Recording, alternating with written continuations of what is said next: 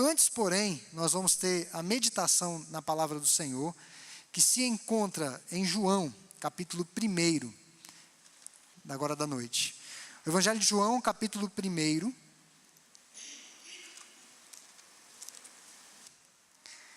João, capítulo 1, aí os irmãos podem passar aí, tá? João 1, versos 29 até o verso 31 apenas. Pegando um gancho na temática da cantata pelas crianças, a história do Cordeiro, é o nosso tema. João capítulo 1, verso 29 ao 31 diz assim: No dia seguinte, viu João a Jesus que vinha para ele e disse, vamos ler juntos?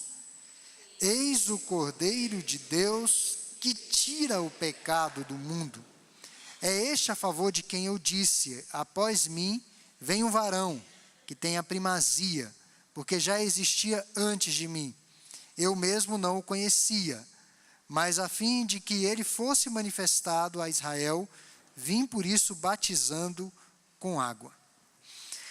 Irmãos, como conciliar o amor, a misericórdia, a compaixão, a bondade e a graça de Deus com a sua justiça, a sua ira e a sua vingança em relação ao pecado? Eu quero dizer aos irmãos que esta é uma das grandes questões teológicas ao longo de toda a história. As pessoas têm dificuldade de olhar para Deus como um Deus de amor, bondade e um Deus que se vinga do pecado. É difícil conciliar isso, porque a própria Bíblia diz que Deus é o quê? Deus é amor, mas Deus também é fogo consumidor. Deus é o que vai vingar os pecados e as faltas. Então, há pessoas que acham ridícula a ideia de que Deus exigiu um sacrifício de sangue para reconciliação com os seres humanos.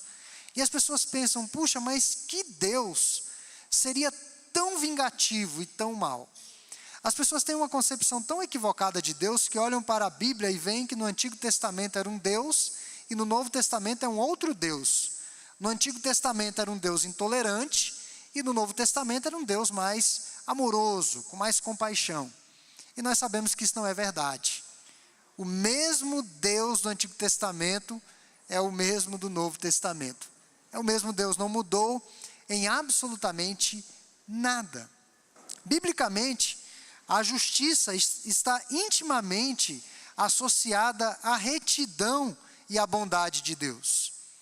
Então não é possível de pensar em justiça, em vingança, em disciplina, sem pensar na bondade de Deus. Eu vou fazer uma comparação aqui que não chega nem aos pés do que é em relação a Deus e a sua justiça. Mas um pai que ama seu filho, se seu filho incorre num erro, e o pai o ama mesmo, e tem os recursos bíblicos à sua disposição, e ele sabe que em alguns momentos a vara vai ser necessária, o pai que deixa de disciplinar o seu filho com a vara, ele está incorrendo num erro. Ele não está manifestando o verdadeiro amor para com o seu filho.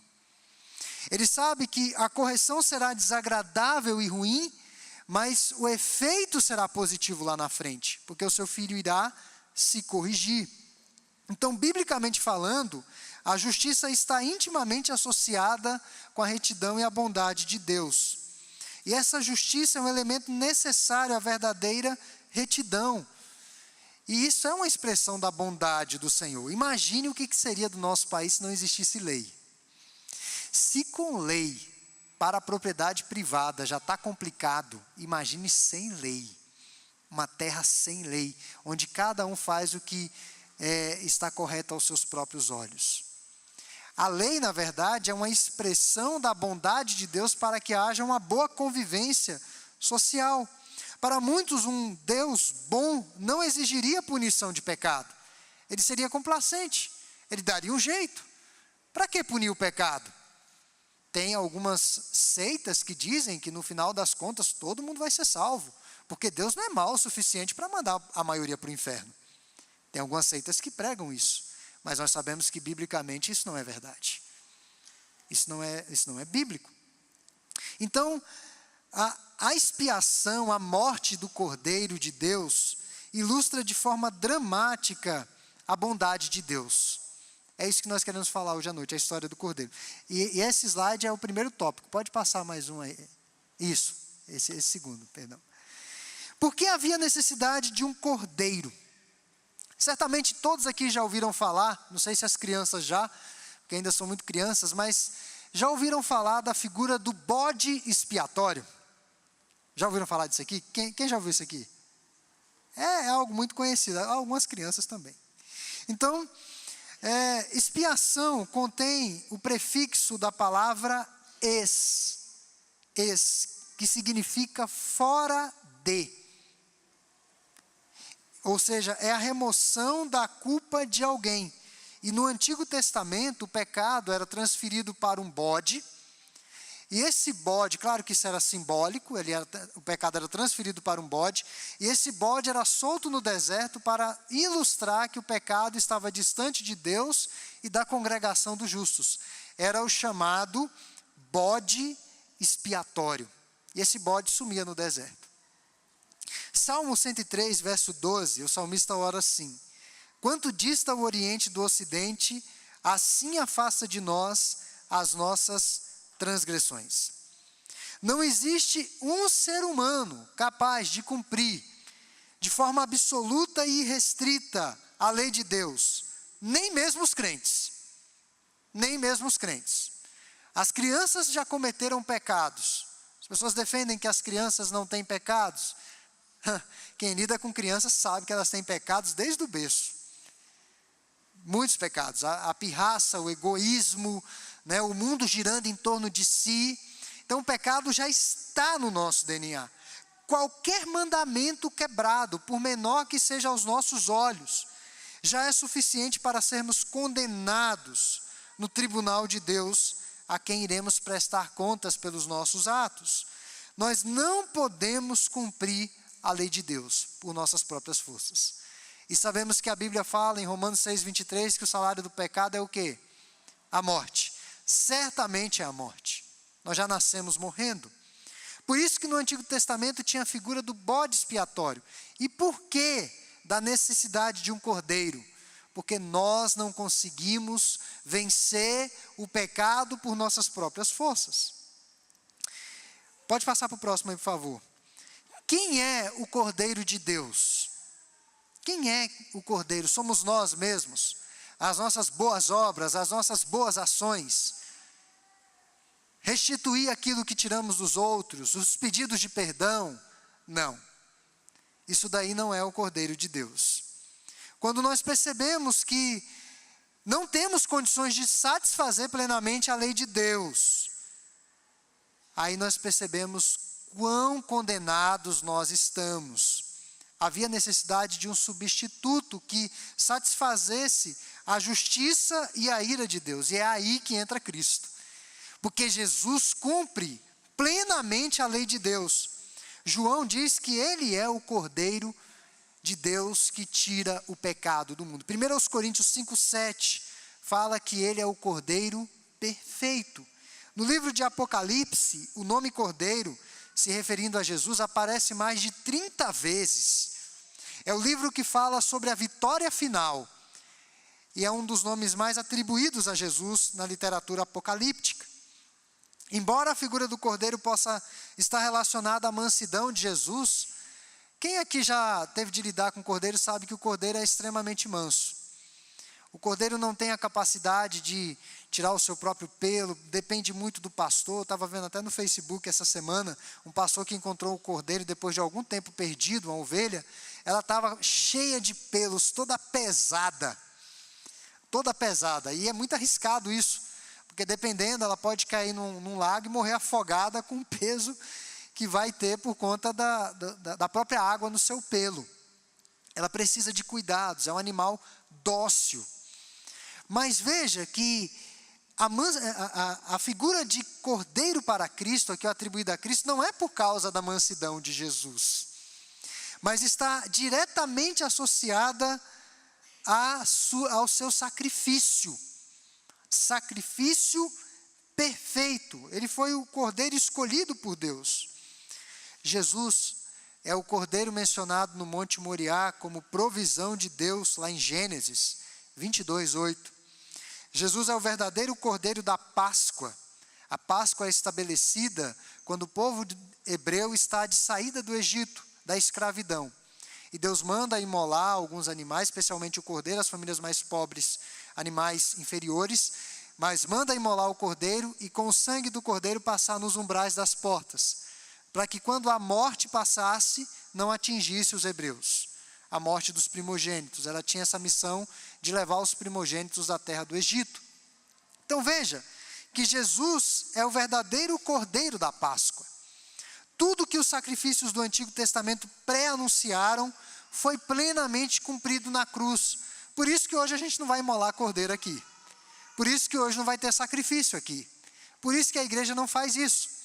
Porque na cruz do Calvário foi o sacrifício único e perfeito, completo, cabal. Não há necessidade de ser repetido. Pode passar para o último, por favor. E aqui está o centro da nossa mensagem essa noite. Qual a importância da história do Cordeiro para os nossos dias? O que isso tem a ver comigo? Cristo veio ao mundo não como um rei político. Ele não veio para transformar a sociedade por meio de política. Ele não veio como um filósofo. As pessoas às vezes olham para o Jesus histórico e dizem, puxa, ele tinha palavras profundas, ele tinha, mas ele não veio como um filósofo. Ele não veio como um mestre moral. Ah, Jesus é o grande mestre. Não, ele não veio como mestre moral. Ele não veio como um operador de milagres, explosivo, meteórico. Essa não foi a missão do Senhor. Mas ele veio exatamente para derramar o seu sangue a nosso favor e fazer expiação dos nossos pecados. Tirar os nossos pecados por meio do seu sangue. Se Jesus não tivesse sangrado naquela cruz, se ele tivesse morrido sufocado, seu sacrifício seria nulo. Teologicamente falando, sem derramamento de sangue não há remissão de pecados. Ele teve que sangrar até a morte. Na cruz, quando foram ver se Jesus havia morrido, para quebrarem as suas pernas, o soldado empurrou uma lança no seu lado. E o texto sacrossanto diz que saiu água. Não tinha mais sangue. Ele derramou o seu sangue no lugar do nosso sangue. A missão terrena de Jesus era basicamente para isso. Derramamento de sangue para a remissão de pecados do seu povo.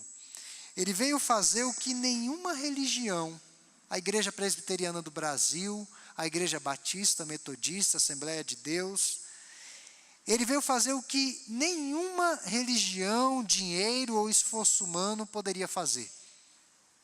Ele veio para tirar o pecado do mundo. É isso que João diz. Cristo é o Salvador soberano e completo. Sua obra foi consumada. O ser humano não pode livrar-se ou libertar-se do seu pecado. A Bíblia fala que nós somos escravos do pecado. A Bíblia fala que se o Filho vos libertar, verdadeiramente sereis livres. O ser humano não pode ser salvo em pecado, mas ele é salvo do pecado. A redenção procede do Senhor, a salvação vem do Senhor. Cristo não veio para encobrir, desculpar, promover ou mudar o nome do pecado, como alguns têm feito por aí. A igreja inclusivista, a igreja tolerante, Cristo não veio fazer isso. Não há pecado que Jesus não perdoe, ele perdoa todos os pecados. Você pode ter cometido um crime hediondo. Cristo é poderoso para lhe perdoar todos os pecados. Não existe um pecado que ele não perdoe. No Calvário, o que acontece na cruz, quando Jesus está sendo executado? É como se Deus literalmente tirasse da nossa conta todas as nossas faltas, todas as nossas transgressões, as nossas imperfeições que implicam em condenação, inclusive os pecados que ainda vamos cometer até o fim de nossos dias. É como se Deus tirasse da nossa conta e creditasse na conta de Jesus. Toda a ira de Deus em relação ao pecado dos seus filhos foi transferida para aquele madeiro naquela tarde de trevas. E ao mesmo tempo, quando nós somos alcançados por esta graça, a justiça de Deus é creditada na nossa conta. Toda a lei que Cristo cumpriu é creditada na nossa conta. É essa transação que acontece, por assim dizer, no mundo espiritual.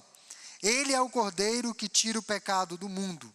É o sacrifício suficiente para todas as pessoas, mas eficiente para aqueles que creem. O sacrifício de Cristo seria suficiente para salvar o universo, mas ele só é eficaz na vida dos que creem na sua obra. Ora, ele morreu há aproximadamente 2000 anos atrás, mas os efeitos da sua morte são atuais, poderosos e eficazes, exatamente como no momento do Calvário. Para o cristão, Cristo não está pregado na cruz. Está assim, vazia. Ele não está mais na cruz. Ele ressurgiu dos mortos. Mas para o cristão, essa cruz, ela tem um efeito diário na sua vida. Todos os dias, pessoas do mundo inteiro são alcançadas por este evangelho. Filosofias vão, filosofias vêm, impérios se erguem, impérios são destruídos, instituições passam, países desaparecem do mapa, etnias, mas o evangelho está aí, sendo pregado diariamente, alcançando pessoas no mundo todo. A cruz vazia. E eu quero concluir, pode passar para o próximo, por favor, a história do Cordeiro. Nós não temos recursos para pagar a nossa dívida com Deus. Cristo é o Cordeiro de Deus.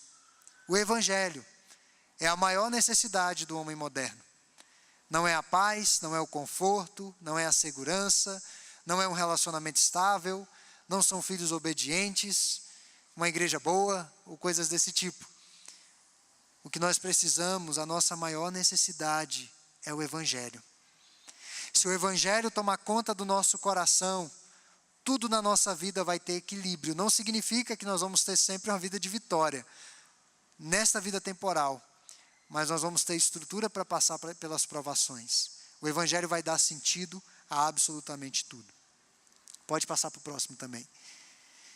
Eu quero encerrar com essa história, e que essa imagem fique na cabeça dos irmãos, principalmente das crianças. Agora está frio, está meio complicado para isso. Mas é importante nós distinguirmos aqui dívida pecuniária ou dívida monetária de dívida moral.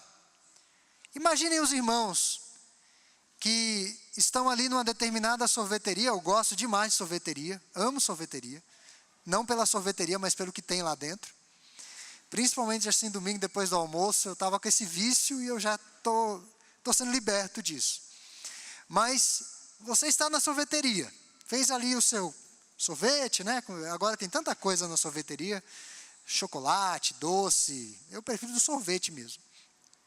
E daí entrou um garotinho na sorveteria, e ele comprou o sorvete, um picolé, foi nem um sorvete, um picolé, e o picolé custa R$2, mas o garotinho chega ali no caixa, ele tem ali os seus 10 anos, 11 anos, e ele tem R$1. E o atendente olha assim, e você está do lado. Qual seria a sua reação? Dá até R$3, né? Claro, o garotinho está com picolé, ele vai sair frustrado da sorveteria. Daria até um sorvete para ele. O dono da sorveteria não vai ter nenhum problema em aceitar esse pagamento, porque é uma questão monetária. É uma questão monetária. Então você fez o pagamento, o menino saiu alegre, exultante, com picolé ou sorvete, seja lá o que for. Mas suponhamos que, vamos mudar um pouco o cenário disso. Você está na sorveteria, Daí entra um adolescente de 15 anos, o dono da sorveteria naquela correria do caixa para fazer os pagamentos, né? Aliás, receber os pagamentos, observar o movimento da sorveteria, e de repente ele tem um descuido. E o adolescente resolveu pegar um pote de sorvete e colocar debaixo da camisa. E ele vai saindo da sorveteria, mas o dono da sorveteria é muito esperto. Ele percebeu que o adolescente estava querendo sair sem pagar. Ele detém o adolescente e chama a polícia. Você vai preso, porque você fez uma transgressão. E daí a polícia chega, aquela confusão, você vai ser detido e tal, medidas socioeducativas, e daí você pensa assim, puxa, eu vou pagar esse sorvete para esse menino. Aí o policial diz para você o seguinte, o dono da sorveteria vai dizer se vai ou não aceitar o seu pagamento. Porque ele fez a denúncia, e aqui nós temos uma transgressão da lei. É exatamente isso que acontece em relação à nossa vida com Deus, de uma maneira bem genérica. Nós somos essa criança na sorveteria, ou esse adolescente na sorveteria. O dono da sorveteria, assim, é uma analogia fraca, mas o dono da sorveteria é Deus. E ali houve uma falta, uma transgressão a uma lei. E Deus só vai nos perdoar se alguém pagar essa dívida. Cristo pagou a dívida. Nós podemos ter comunhão com Deus. Nós não devemos mais nada para Deus.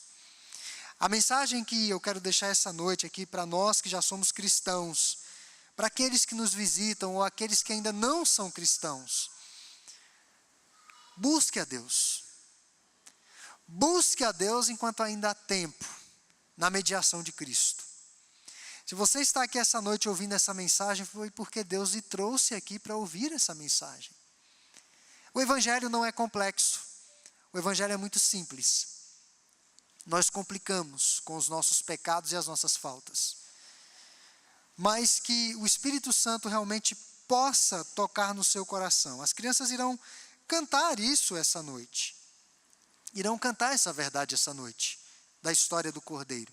O Cordeiro de Deus que tira o pecado do mundo. Então que Deus possa aplicar essas palavras aos nossos corações. Amém.